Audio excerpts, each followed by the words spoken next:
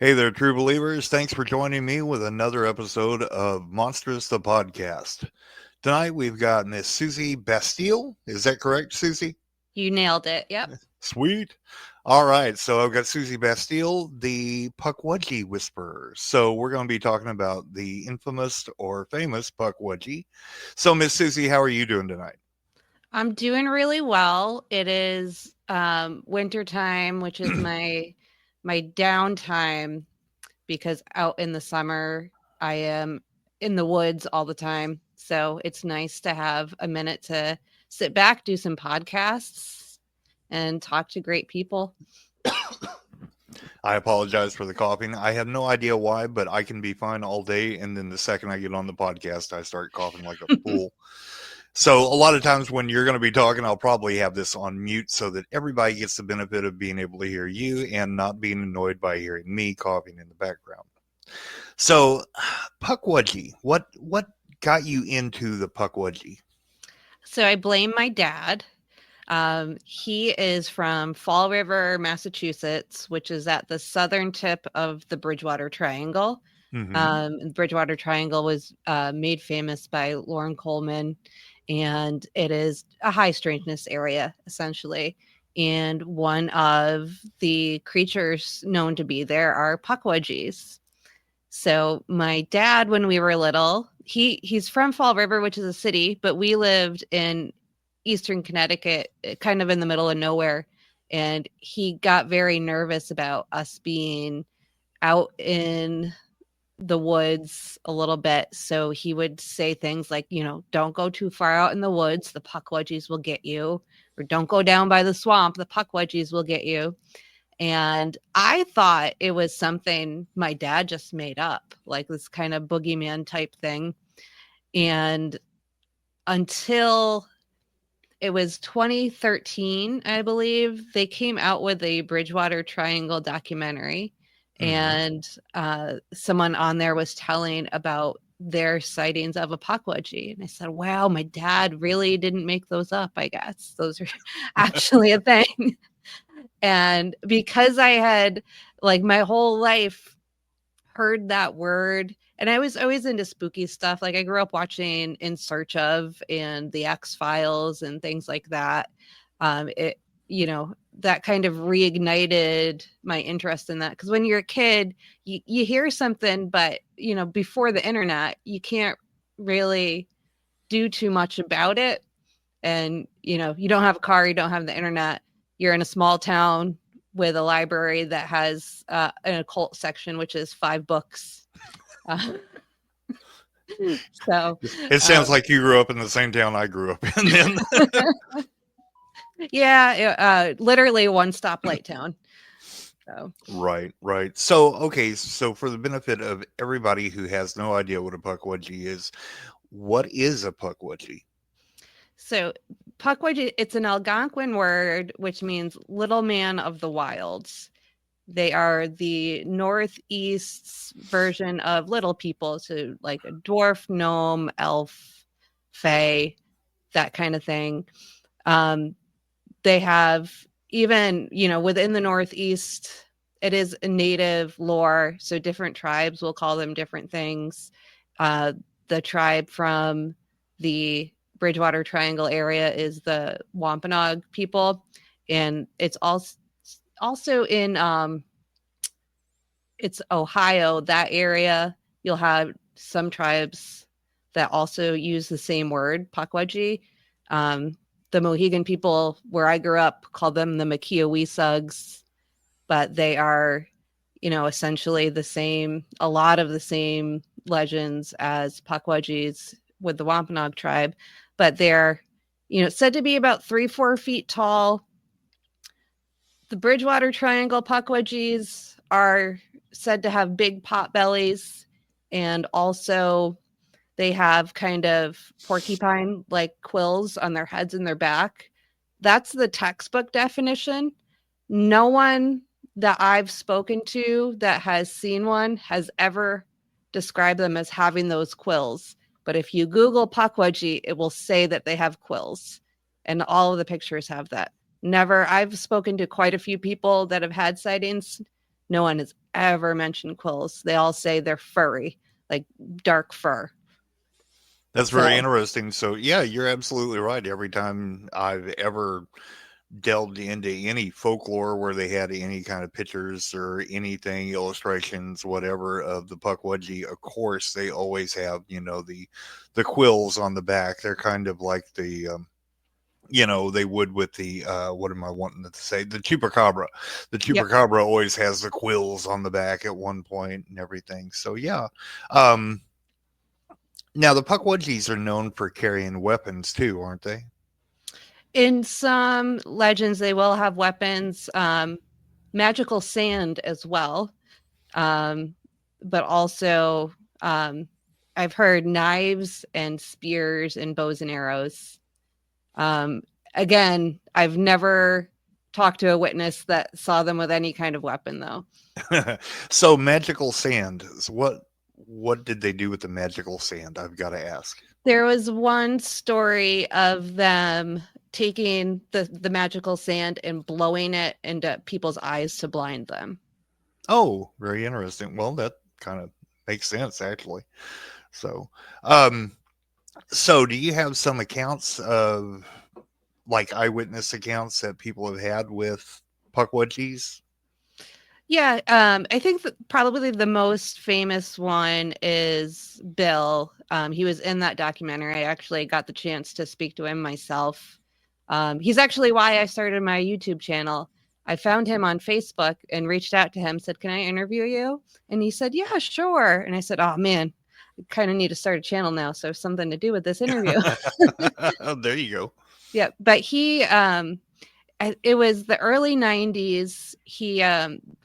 He lived right in the Bridgewater Triangle, and one of the places with more activity is called the Hockomock Swamp, and that was pretty much in his backyard. So he was working a late shift at this time. He got out at 11, and when he got home from work that night, he took his dog Sam out for a walk. And it is a very kind of sleepy town, so not a lot of street lights, very dark out. And it was around October too. So he was down this one street, and his dog started to like a low growl, and the hair on the dog's back was standing up and all that, like a dog when it's freaked out. And at first he didn't see what the dog was reacting to, but he got to the one part of the road that did have a street light, and he said he started to hear like this high-pitched noise as well that he couldn't quite place. And then the dog's continuing to freak out.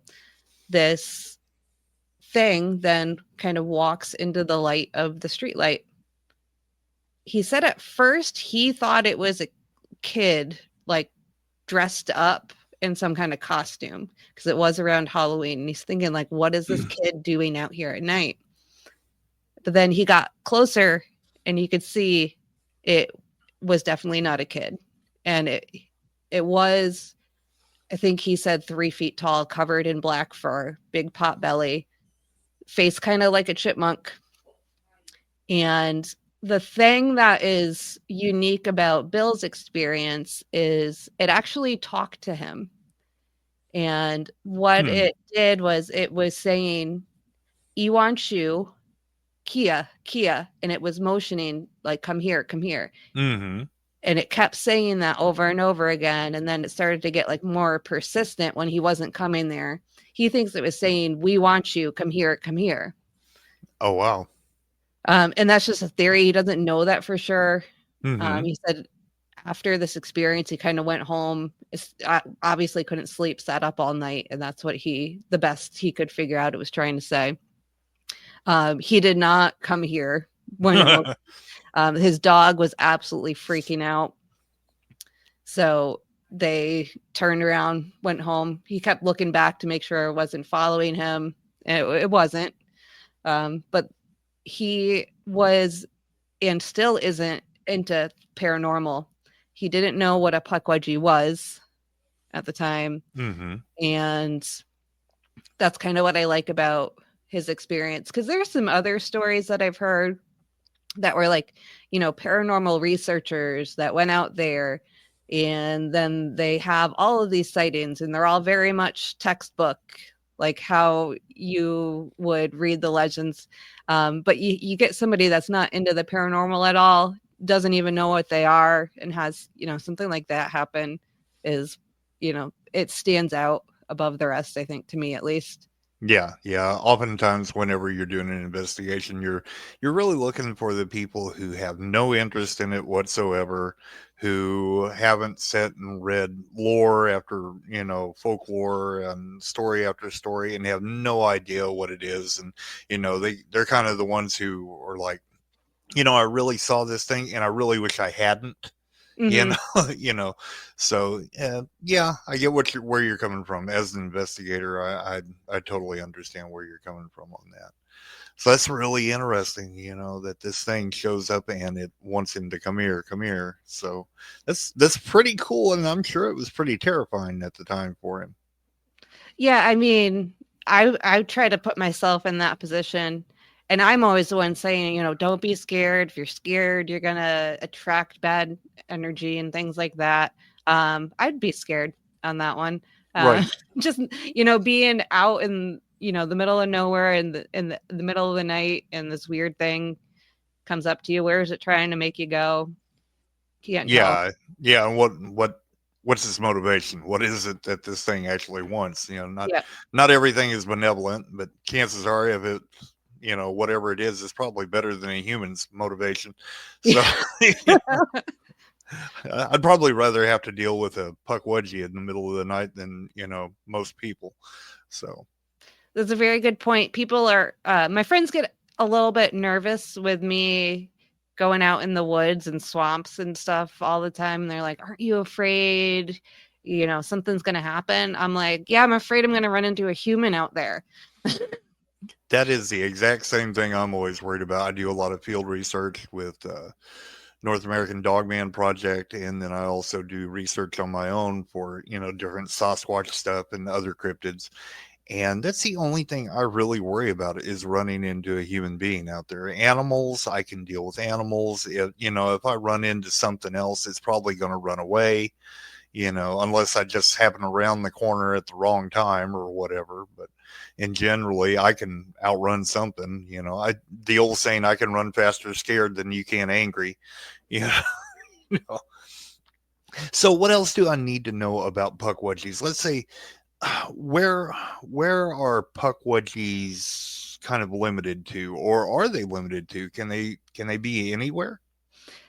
I don't think that like little people in general, there are stories around the world. Mm-hmm. They are a little bit different. They have little different physical characteristics, little different behavior in different parts of the world. Pukwudgies, are said to be in the Bridgewater Triangle. Paranormal things, I don't think, no boundaries. So, the lore might be more well known there, but I've personally taken little people sightings from all over the country. Mm-hmm. Most of mine are from New England, but that's where I live. That's where I know people. So yeah, I'm going to hear more there.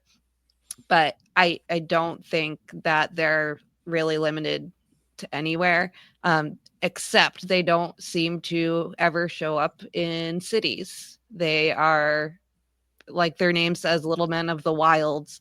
They like nature. They don't seem to want to mess with large populations of people. So I have never heard of a sighting any largely populated areas. I can empathize with that completely. I have no desire whatsoever to have anything to do with any city at all, ever. So, Pukwudgies, would you call them a cryptid, or would you refer to them more as a paranormal entity? I'd say paranormal. I don't think that they are physical. They are known to kind of poof and they're gone Mm-hmm. type things. Um, From my personal research and experiences, I think they're connected more like an elemental type thing to nature and the forest and swamps and trees.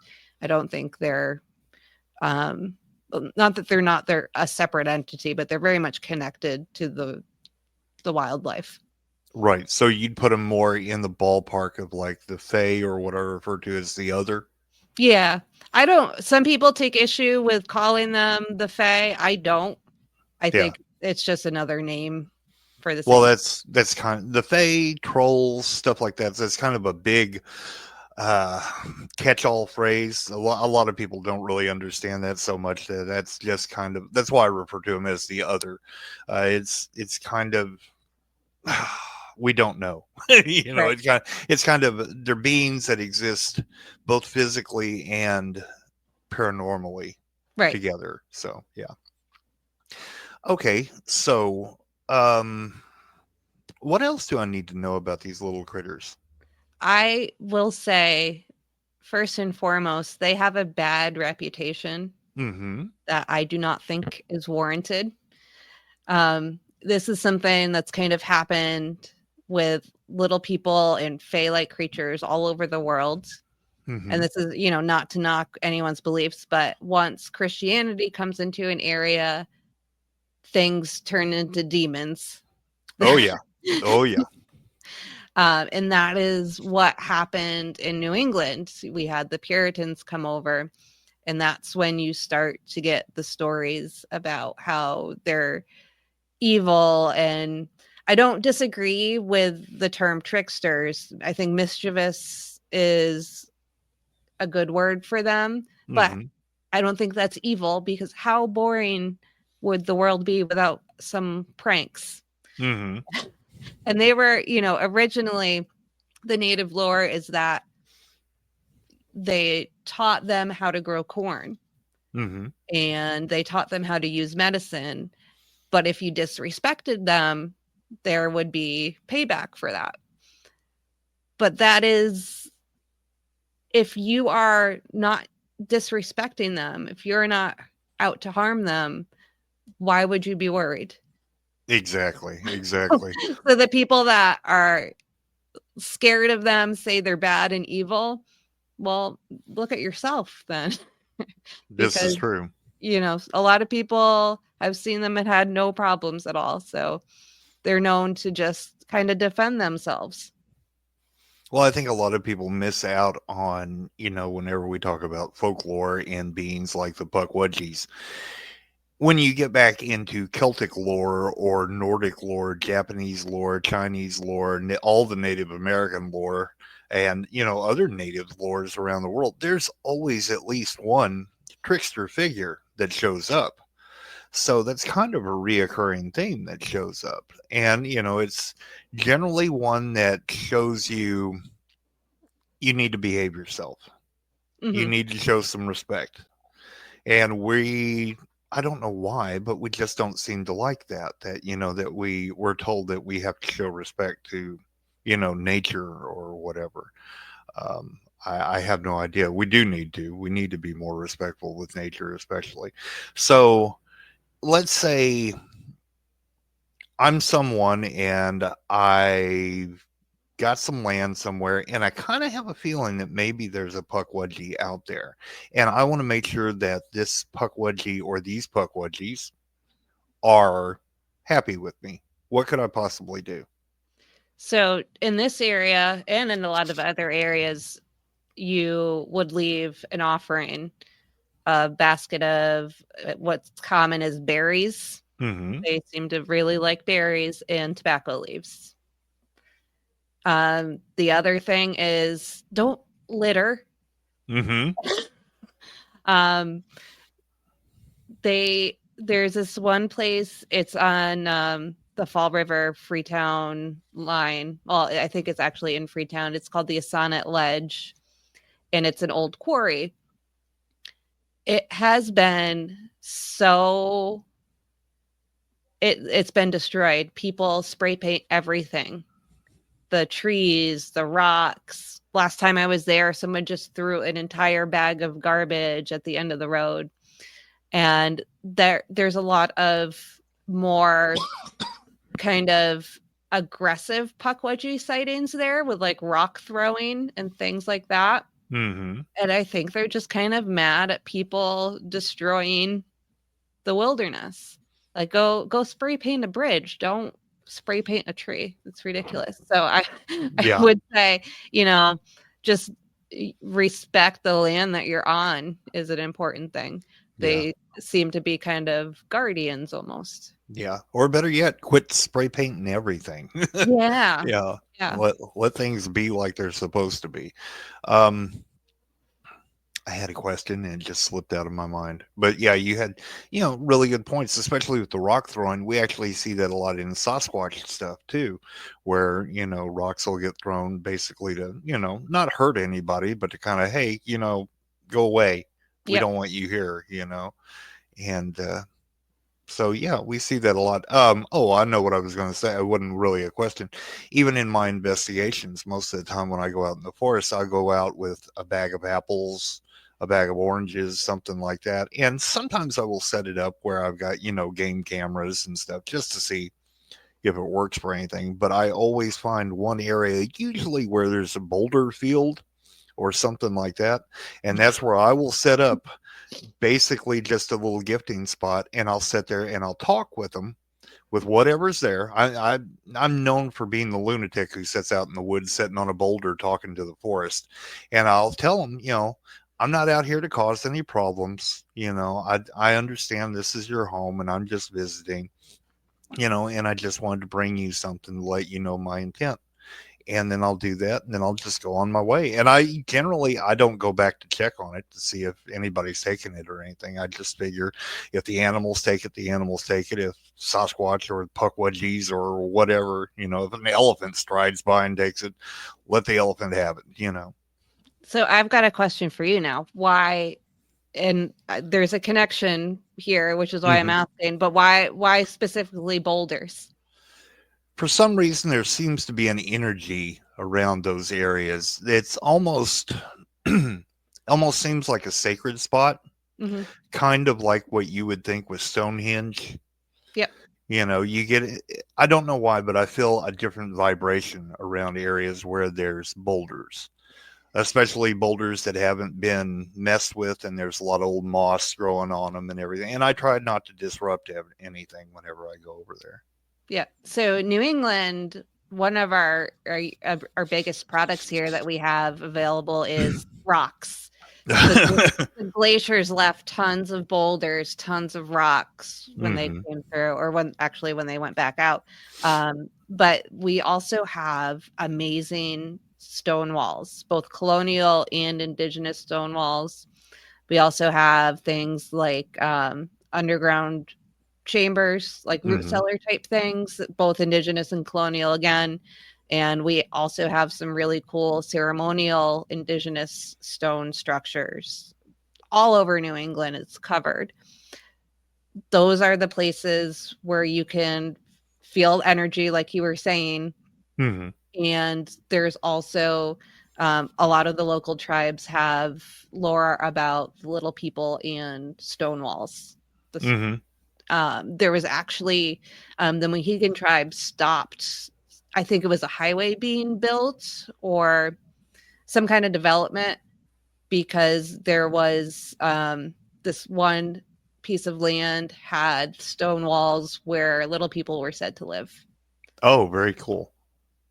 So there is definitely a connection here with little people and stone walls, and some of them, you can tell the difference between the colonial ones and the indigenous ones. The colonial ones are like straight lines and have 90-degree angles. The indigenous walls, some of them are meant to look like serpents. So they'll be kind of like wavy a little bit, and they're never straight lines. And some of those have little niches in them. And when I've asked the tribes, they said, those were meant to let the little people through, so they didn't have to climb over. Oh, that's really cool.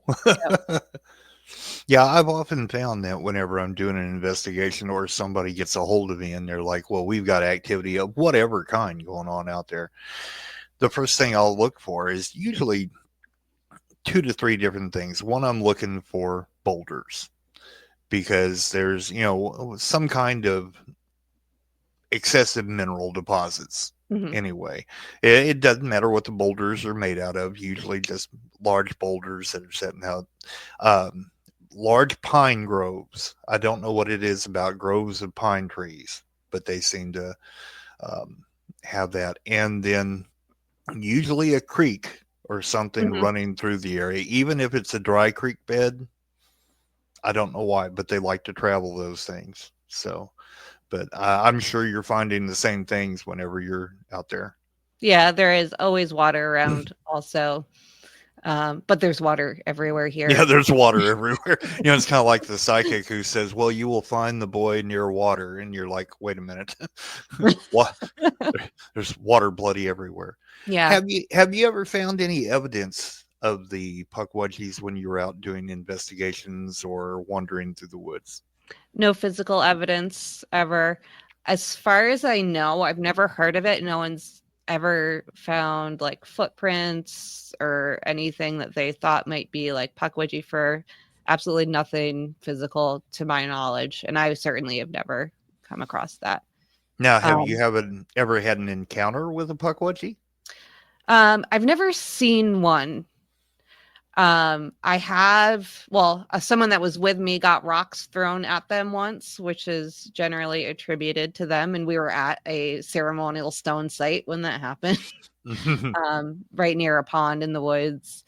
And I've had like the feeling of being watched. And also that same day, I had stuff go missing. So no hard proof that it was Pukwudgies. But I don't know how I lose something from my backpack. So, just I feel like it is. I don't have proof Hmm. though. So people can make of that what they will. I have also spent a significant amount of time out in the woods.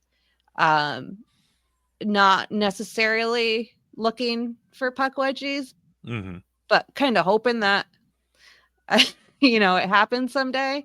Right. So just the sheer amount of time if it's nice out, I am out in the woods on the weekends. And you start to kind of feel what's normal and what's not when the woods gets quiet. It's real weird. Yes. Yes, it is. Would you attribute that more to the other or the Fae when that happens? I would, but that might be a bias for me Hmm. because that's what I'm into. Yeah. So Well, I kind of deal with all of it and everything, and I'm big into folklore and goblins and the Fae and things like that. So I've experienced that whenever it goes completely quiet. It's like the wind stops. It's like time stops when you're in the woods like that. And it's hard to say that it's just because there's a predator present or something like that. I've heard birds get quiet whenever there's a big cat around or, mhm. something else. But this is like everything stops. Yes. So it's hard to explain. So it's kind of when it's that weird, you almost need a weird explanation for it. So Yeah, absolutely. yeah. Yep. So they call you the Pukwudgie Whisperer. So how did you earn that name? I mean, just simply, you got to tell this story. So I think I've researched Pukwudgies for a long time. It wasn't until fairly recently where I got mad enough about other people that were making videos and podcasts saying crazy things that I started speaking publicly about it and about my research. And no one is trying to find the truth. And not that we ever will, but we at least know what isn't true sometimes. But you have what pushed me over the edge was this guy went on YouTube and did an interview saying that Pukwudgies are Nephilim. Oh Lord, this sounds like a conversation that Ryan and I had earlier. Oh, you actually sound like Ryan and me. We get so fed up with everybody, and the thing is, we're all in the same boat. You, me, Ryan, Ashley, all of us, we're all in the same boat. We're trying to get the truth out there on what we've got. It's about collecting evidence and going with what you really know, and stop telling all these made up stories and all this, creepypasta stuff and everything. But anyway, go ahead. I'm so sorry that I interrupted you. So there was, right after that happened, I called my friends to do a venting session. So we had the group chat going, and I just kind of went off. And that's when somebody said, after listening to me ranting and raving for an extended period of time, one of my friends just said, "You're like the Pukwudgie Whisperer. You just get them." And that's all that was. And it just kind of stuck. That is a great way to earn the name. But yeah, that Nephilim thing. You have no idea how much I hate hearing that even brought up anymore. And Beyond Skinwalker Ranch did an episode in the Bridgewater Triangle where they compared Pukwudgies to skinwalkers. Oh, I should have brought Ryan on for the show. He would have just passed clean out right at this moment. Oh, he was who I messaged right away when I watched that episode. Yeah, I don't understand the need to blow things completely out of proportion like that. I don't know if it's about the monetary stuff, if it's, the Big Bang is going to sell. As soon as I say Skinwalker, well, everybody's going to want to, if I say Dog Man, everybody's going to be there. And then you get into the groups. I can go on a rant for the next 2 hours or whatever, and I have to pull myself back. So anyway, but this is about you, and this is about the Pukwudgies. So what else can you tell us about Pukwudgies, Miss Susie? I will say that there are, if you're not in the Northeast, there are still interesting little people stories. I think I've actually taken a story out of Arkansas. Someone that saw, I think it was 3 or 4 little people in the woods. Some people do think that they're like Littlefoots, or like tiny Bigfoots, right? And I mean, I guess it depends on what you think a Bigfoot is. If you have the flesh and blood people, or you have the paranormal people. But there's also duendes in Central and South America. They're really cool. So if you're not in New England or in the Northeast, you can still go out in the woods and find some little people. Duendes seem to actually come inside homes. Ours do not. Right. And I kind of like it that way. I think go home and be done. I would prefer to keep them outside. Now, I'm going to bring up this story because it just kind of rang in my head as might be relevant.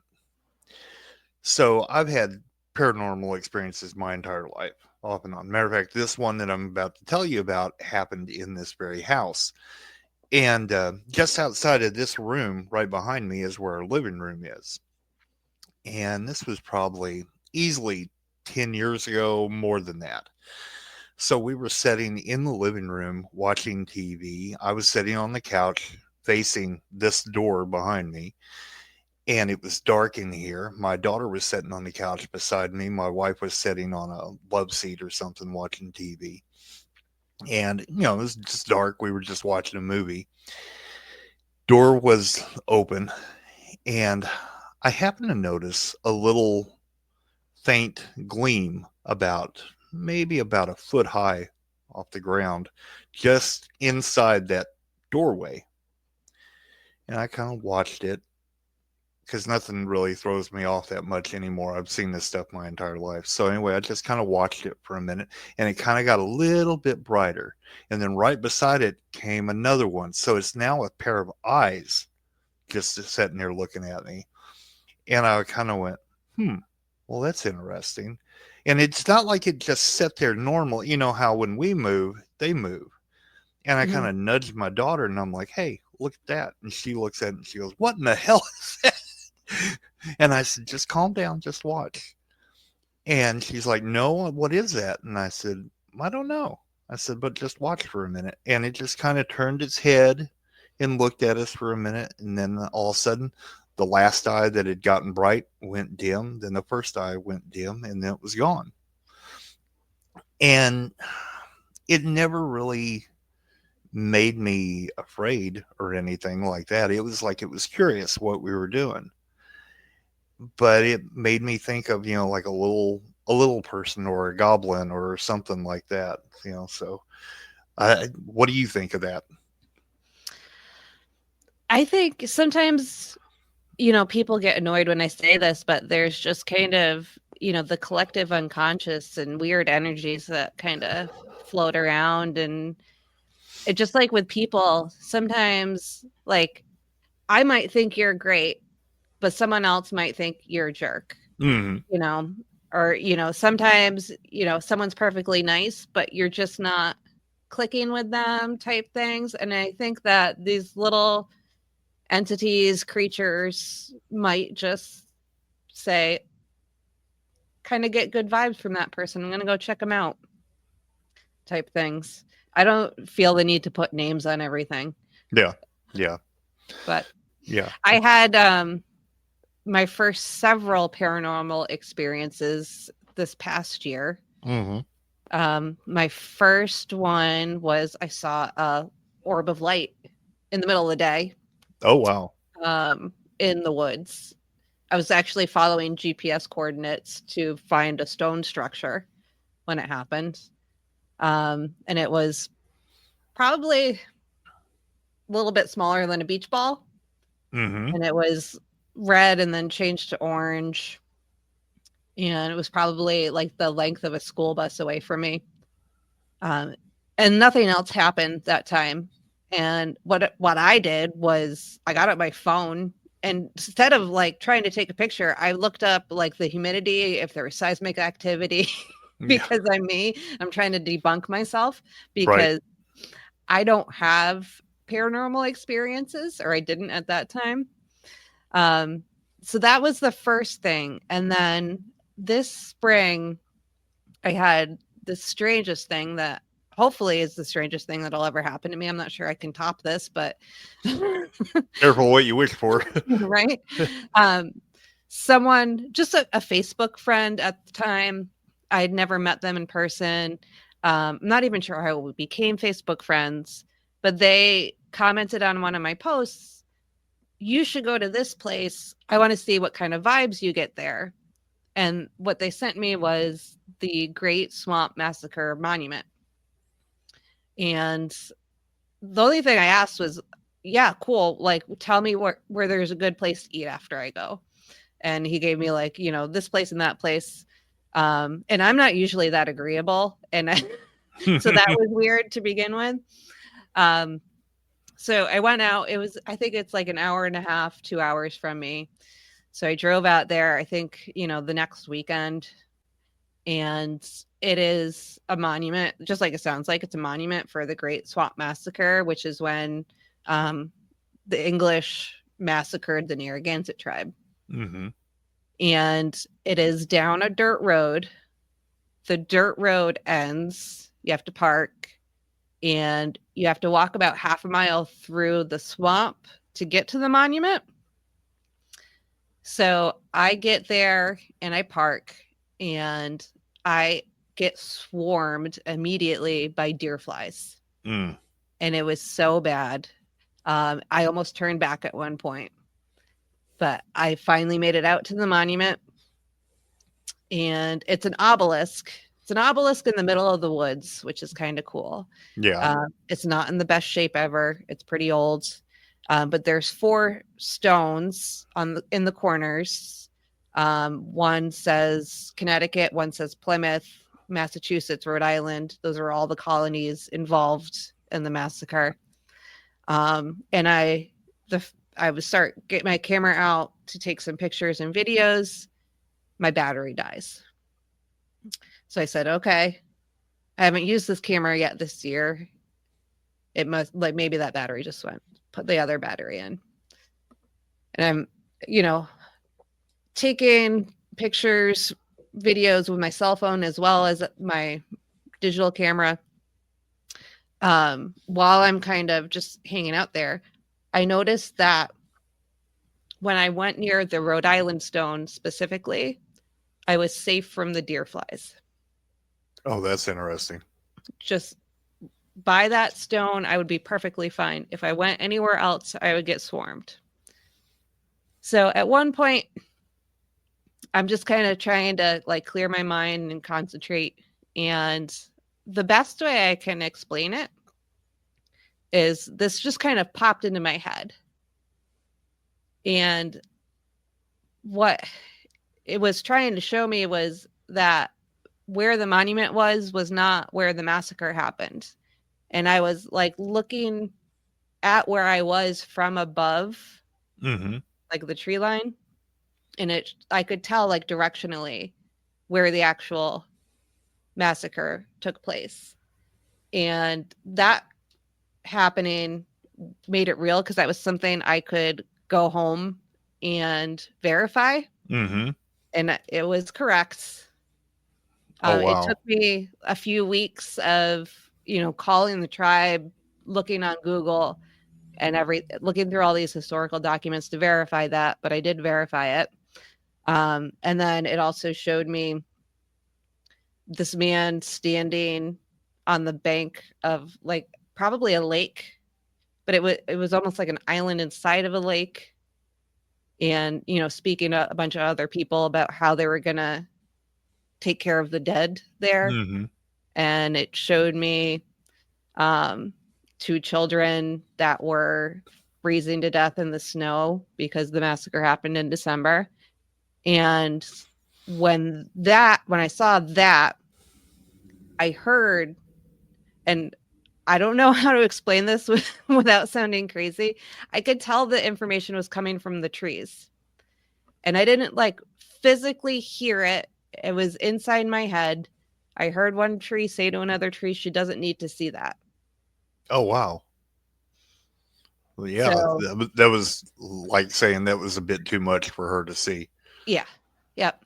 So that is not where the weird stuff stops.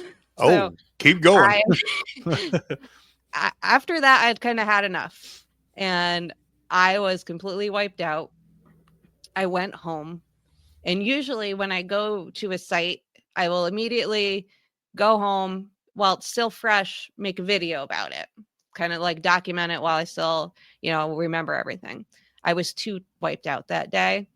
I looked through my videos and pictures and I just sat on the couch the rest of the day.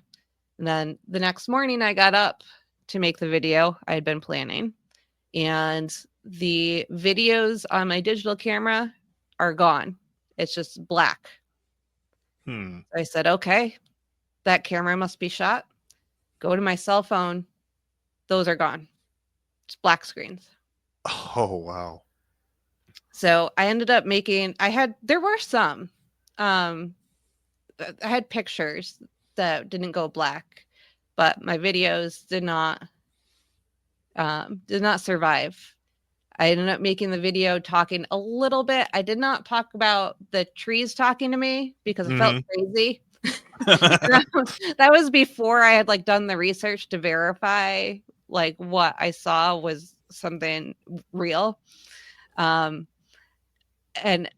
I also messaged the guy that told me to go there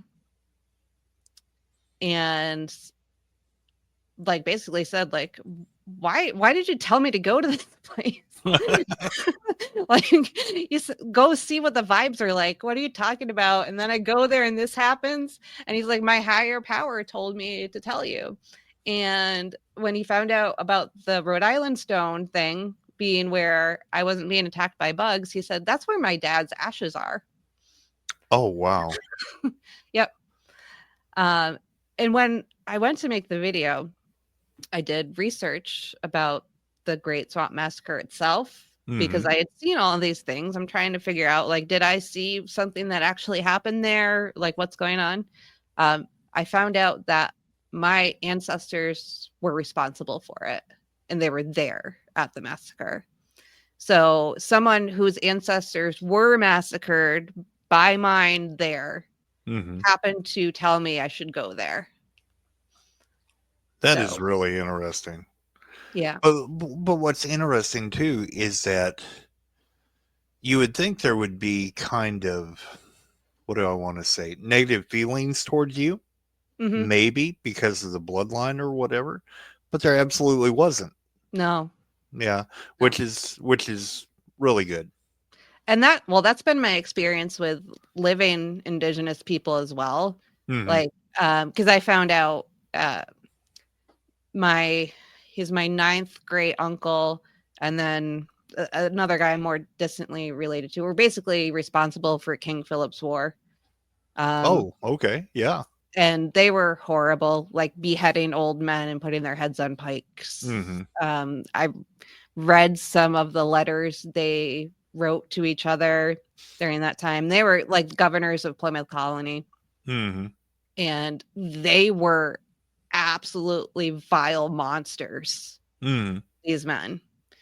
And when I didn't know that until a few years ago. I actually found out from looking into the Bridgewater Triangle. Right. So Pukwudgies kind of led me there. I didn't know what to do with that information.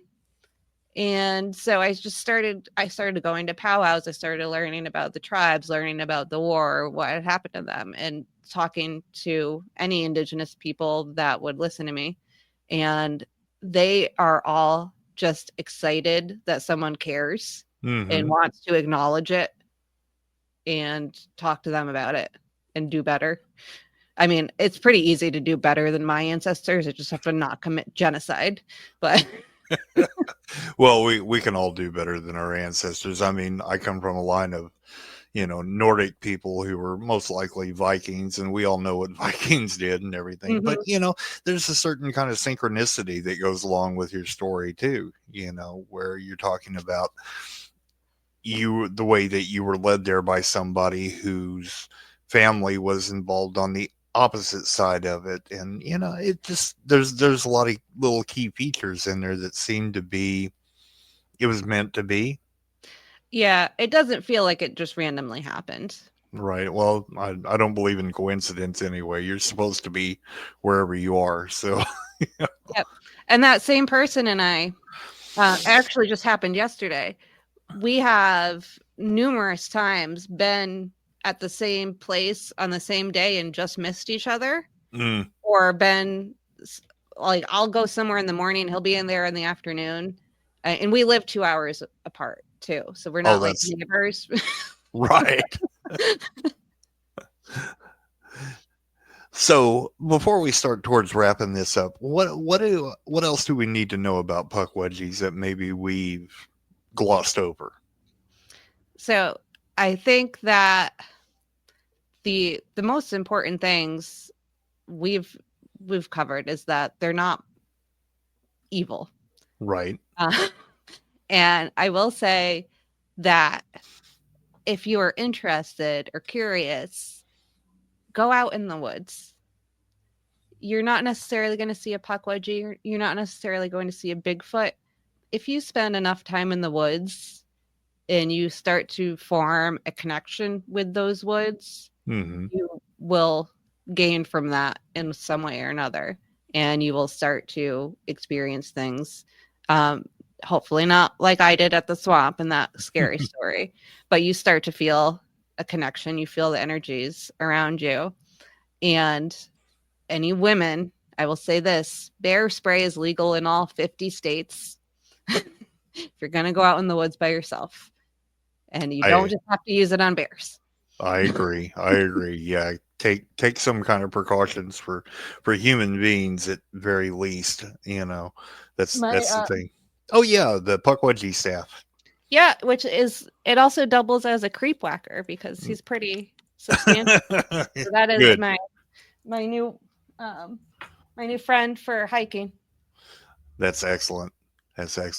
Well, Susy, it was fantastic having you here. If you'll hold on just a second, I'm going to wrap this up real quick. I'd like to talk to you after the show. Absolutely. Give me just 1 second. And hey, everybody, thanks a whole bunch for showing up for the show.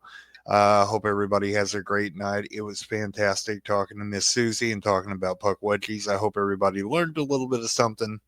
And don't forget, lock your doors, lock your windows, make sure you check inside the closet, check under the bed, because monsters are real and you never know when they're going to be back. Everybody have a good night. Whispers in the twilight, darkness and a breeze, shadows move in silence. Mystery in the trees.